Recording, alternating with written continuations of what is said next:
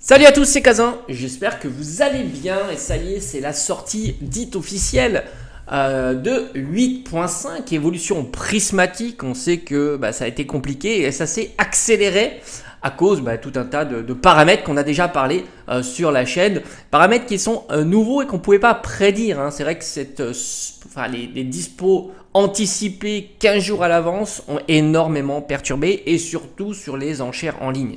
C'est évident. Ça a perturbé tout ça et on ne l'a pas vu venir. Maintenant, je me suis amusé quand même à regarder nos voisins, la disponibilité. Est-ce que c'est un problème qui nous touche particulièrement ou tout simplement tout le monde est dans le même dans la même panade, quel que soit le prix des items et leur disponibilité? Et j'étais assez surpris. Je suis allé sur une plateforme très célèbre où on peut acheter des items Pokémon. Et franchement, oui, les prix ont augmenté, mais c'est plus raisonnable et les quantités semblent plus importantes. C'est ça qui est assez marrant. J'ai pris par exemple ce tripack. Donc évidemment son prix c'est 20-22 euros. Hein, j'en ai vu à 22, j'en ai vu à 20, j'en ai vu à 18-19. Voilà. Mais disons que 20 c'est le prix standard. Et si tu regardes nos voisins, par exemple allemands, italiens, les professionnels et avec des grosses quantités, les proposent aux alentours de 26, 27, 30 euros.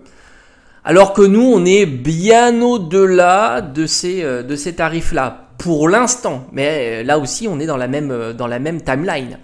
Donc c'est fou parce que à chaque fois, les prix français, même sur le scellé, est beaucoup plus cher que nos voisins.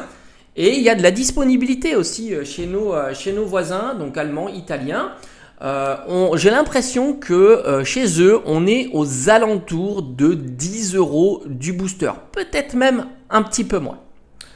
Par exemple, pour le coffret poster, comme il est ici, là c'est pareil, c'est le même prix. C'est pour ça que je considère que le coffret poster est légèrement mieux que le tripack. Surtout pour de l'ouverture, parce que tu retrouves quand même 3 jolies cartes promotionnelles, Voltali, Pyroli, Aquali.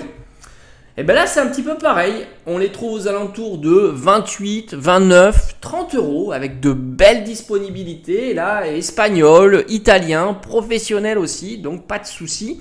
Alors oui c'est légèrement plus cher, mais nous on est à des prix plutôt de 15 euros du booster, on est bien au-delà en tous les cas de ces tarifs là. On va voir comment tout ça va s'articuler. Moi j'espère en tous les cas que la disponibilité sera dans le temps et surtout que l'on retrouve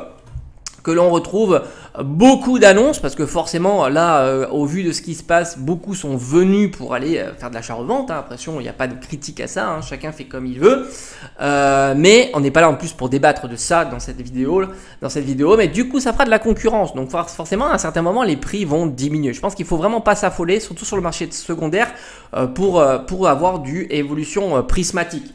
Et maintenant si tu regardes ce magnifique coffret classeur, moi je trouve génial, c'est ce que je préfère, tu le sais.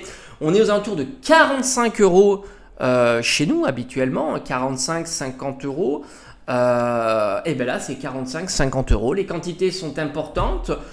Il est au prix standard parce que oui, ça intéresse moins pour de l'ouverture parce que tu as le classeur et ça nous fait à peu près 10 euros du booster si tu considères que le classeur c'est nul.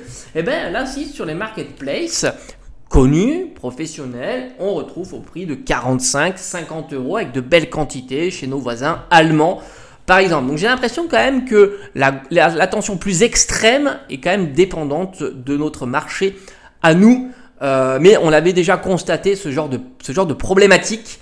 Et puis j'ai pris volontairement que les pays qui nous entourent parce que c'est vrai que le tirage anglais c'est pas exactement la même chose, les quantités sont plus importantes, le marché est différent, mais pour nos voisins c'est quand même assez cohérent. Mais c'est vrai que ça nous concerne souvent. 151, je t'avais déjà fait le parallèle et c'est intéressant de voir ça justement. On va voir comment tout ça va s'articuler. Moi j'ai bon espoir quand même que sur cette série au final ça monte très haut mais ça descend très vite aussi. J'ai bon espoir, on peut toujours se planter, hein. On n'a pas vu venir quand même la hype de cette série-là et je pense que la grosse raison, c'est principalement le fait qu'il y ait eu les sorties anticipées et les ventes du coup par conséquent sur toutes les plateformes d'enchères en ligne ouverture. Ça évidemment ça a perturbé le game. En plus il y a eu le God Pack qui évidemment perturbe aussi le game. Tu as un vrai beau God Pack comparé à 151 qui évidemment est un truc de fou hein, quand tu as, je crois que c'est Evoli, Pokéball ou Master Ball, plus après toutes les évolutions où tu termines avec le Noctali, c'est violent, c'est d'une violence extrême, donc forcément on est quand même nous très jeu, loterie, tout ça, donc ça suscite l'appétit sur cette série là. Mais malgré tout, nos voisins, c'est quand même un peu plus tranquille. Hein, voilà. Donc j'espère que pour vous, de votre côté, ça a été, que la chasse fut bonne, qu'il n'y avait pas trop de personnes à l'ouverture, parce que c'est vrai que c'est pas toujours très agréable de tout ça. Donc voilà, je vous tiendrai informé un petit peu. Moi de mon côté, je suis pas allé. Je verrai peut-être tranquillement durant la journée, voir un petit peu ce qu'il y a, comment ça a été. Ou en fin de matinée et après peut-être dans les semaines à venir on va teaser tout ça. Moi, comme je t'ai dit, je compte pas faire énormément d'ouverture tant que c'est très tendu et j'ai ce qu'il me faut pour ma petite collection en scellé. J'ai 2 tripacks, 2 coffrets posters, donc c'est cool. Allez, à bientôt.